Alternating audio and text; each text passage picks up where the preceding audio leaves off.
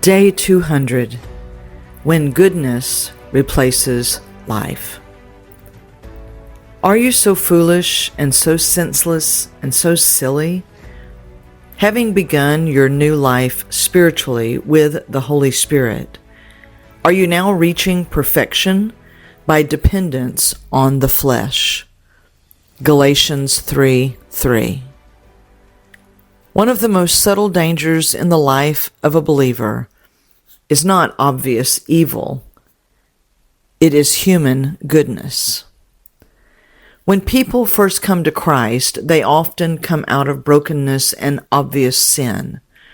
They know they need Him. They know they cannot save themselves. Grace becomes real because they recognize their true need. But slowly, something very subtle can begin to take place. Instead of living from the indwelling life of Christ, we begin living from the good side of self.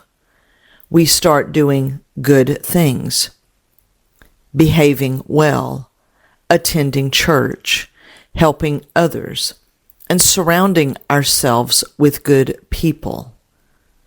And before long, the focus quietly shifts. Instead of Christ being our life, our goodness becomes the evidence that we trust in. But goodness is not life. The tree in the garden was not called the tree of evil.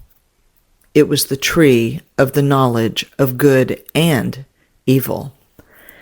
And humanity chose it over the tree of life.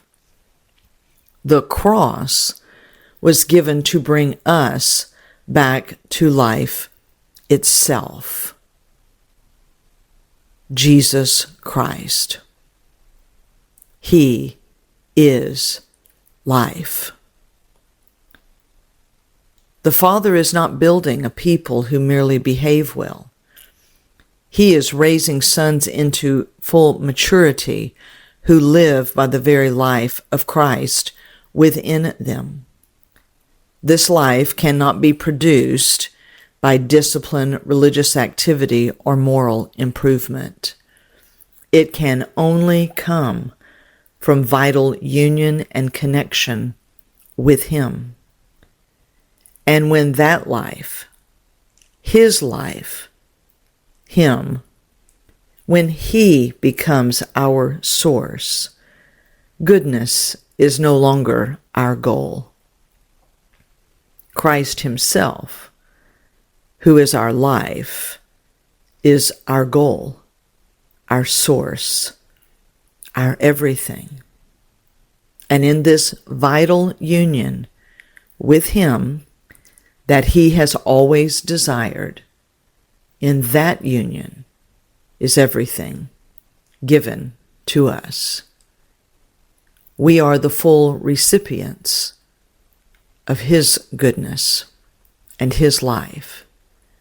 And only Holy Spirit can bring the powerful severing work of the cross inwardly to show the full distinction and difference between human goodness and God Himself.